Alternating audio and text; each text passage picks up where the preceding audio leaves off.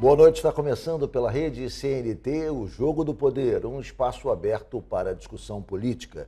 Nós aqui da CNT acreditamos que o debate, o contraditório, é ponto de partida para o exercício de um dos direitos mais fundamentais, o de ser informado com absoluta correção e transparência. Esse é o objetivo, esse é o propósito do Jogo do Poder, que tenho o prazer de receber hoje o deputado federal Hugo Leal, presidente regional do PROS. Boa noite, deputado. Boa noite, Ricardo. Boa noite a todos os telespectadores. Para essa entrevista, eu convidei também o jornalista Walter Diogo. Boa noite, Walter. Boa noite, Ricardo. Boa noite, deputado.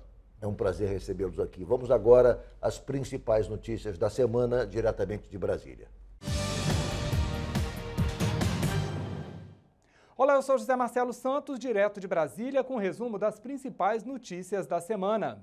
A prisão do marqueteiro João Santana deu novo fôlego aos defensores do impeachment da presidente Dilma. Eles anunciaram a criação de um comitê para tentar agilizar o processo. Junto com os parlamentares, representantes do Movimento Brasil Livre também vão trabalhar na tentativa de afastamento da presidente. O novo comitê vai pedir uma reunião com o ministro Ricardo Lewandowski, do Supremo Tribunal Federal, para questionar a decisão da Corte de invalidar em dezembro a chapa avulsa adotada pela Câmara para formar a comissão que analisaria o pedido de impeachment da presidente.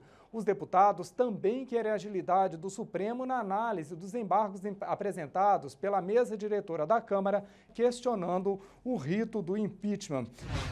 O presidente da Câmara, Eduardo Cunha, conseguiu mais uma importante vitória no Conselho de Ética. O STF confirmou a necessidade de nova votação do relatório que recomenda o andamento do processo contra ele. Mais uma vez, os trabalhos foram adiados. Já são quase 120 dias desde o início do processo no Conselho de Ética. Os aliados do presidente da Câmara manobram agora para mudar a composição do Conselho antes da nova votação. A defesa também tenta afastar o presidente do Conselho de Ética, José Carlos Araújo. O advogado pediu ao Supremo para analisar e paralisar o processo até a decisão. O presidente do Senado, Renan Calheiros, disse que é hora da casa saber o que o senador Delcídio do Amaral tem a dizer. O ex-líder do governo é esperado de volta depois que teve a prisão preventiva suspensa pelo STF. Delcídio foi acusado de tentar atrapalhar as investigações da Operação Lava Jato. No gabinete do senador, a informação é de que ele continua fazendo exames médicos e só vai retornar quando sair o resultado do check-up. A procura por crédito caiu 9% em janeiro em comparação com janeiro do ano passado. De acordo com dados divulgados pela Boa Vista Serviço de Proteção ao Crédito, o resultado negativo foi puxado por uma forte queda na procura por dinheiro nas instituições financeiras. Na comparação com dezembro, a queda foi menor, 2,8%, e no acumulado de 12 meses, a procura já acumula uma queda de 6,7%. Segundo a pesquisa, os números mostram que a grande incerteza na economia, responsável por um cenário negativo para o consumidor em 2015, permanece este ano.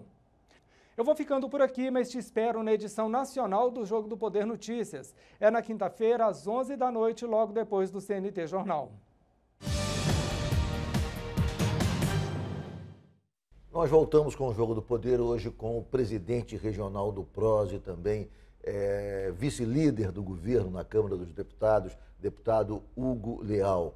Deputado, estamos voltando praticamente agora do recesso parlamentar, iniciando o ano parlamentar de 2016. O senhor acredita que o Congresso possa agora dar uma contribuição efetiva para o país vencer, superar a crise econômica, ou seja, ter uma ação mais propositiva no sentido da aprovação de ajustes fiscais e de outras medidas que contribuam para o crescimento? Ou o senhor acha que a questão política vai voltar a provocar a paralisia que provocou em 2016 nas ações congressuais?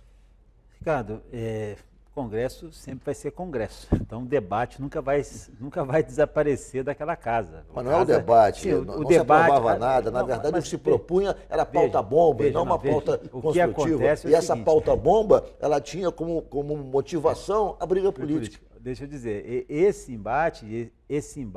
debate e o embate sempre vai existir naquela casa, porque não é onde você tem oposição e situação e governo, isso é natural, que obviamente se acirra. Nós tivemos um fato, é um fator, isso é por óbvio, a população toda sabe, como diz, é público e notório, uma divergência entre o presidente da Casa, do presidente do Legislativo, da Câmara dos Deputados, com a questão do Executivo. E isso foi uma coisa notória que, por sinal, trouxe dois aspectos, um positivo, sob o meu ponto de vista, e um negativo.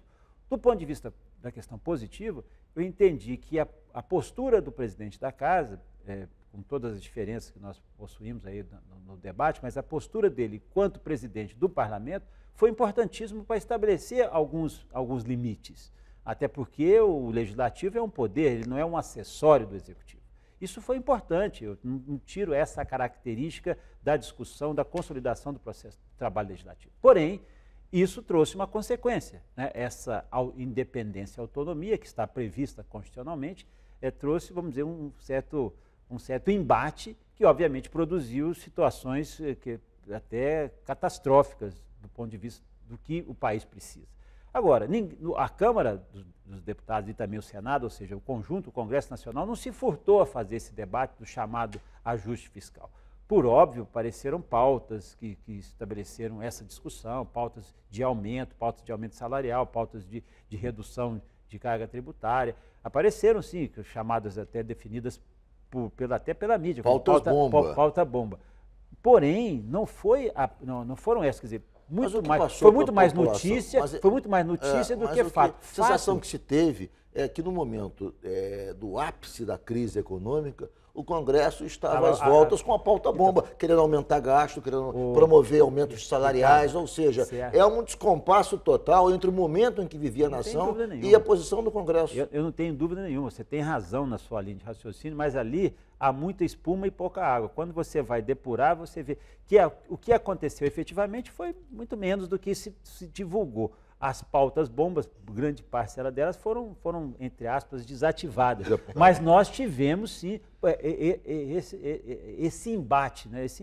E que foi do ponto de vista negativo. Alguém, numa situação que o país estava atravessando, originário de uma situação desdobrada de 2014, enfrenta 2015, com toda aquela tensão, você tem a crise econômica, outras crises que passam também do aspecto mundial. E você tem um cenário de conflito, de conflagração dentro dos poderes, por óbvio, não vai sair uma coisa boa. Mas a realidade mostrou que o Congresso acertou mais do que errou. Deixa ele fazer uma indagação, que essa história de pauta-bomba é estranho, né? Nunca vi em nenhum país do mundo a história de pauta-bomba. Isso só existe no Brasil. E você tem na presidência do Senado um senador do PMDB. Sim. Tem na presidência da Câmara um deputado do PMDB.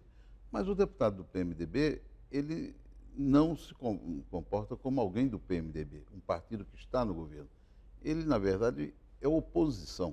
Como o PMDB, na verdade, a votação do líder do PMDB uma coisa confusa. Agora mostrou isso, 37-30. Uma parte significativa do PMDB está do outro lado. Como é que a gente vai conduzir esse ano, que parece ser um ano já difícil? Não, mas é menos.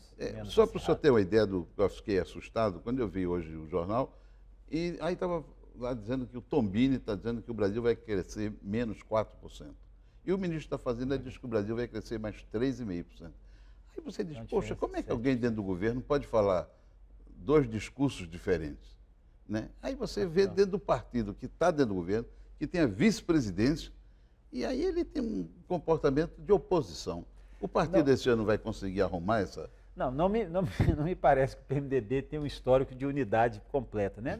Aliás, posso dizer que não é o caso do PMDB, mas outros partidos também que compõem a base têm divergência. O próprio PP agora está numa disputa interna e recente com relação também à questão da sua liderança. É natural, eu não vejo isso como um atentado à democracia. Pelo contrário, é a consolidação do processo democrático. Agora, o resultado da eleição, da liderança do PMDB, não tem dúvida que foi balizador para algumas perspectivas, não digo da pauta do governo, mas pauta do país, a pauta de discussão que tem que ser racional nesse momento. Momento de crise, momentos de conflagração, nós temos que ter equilíbrio. O mais importante ali é entender qual é a lógica.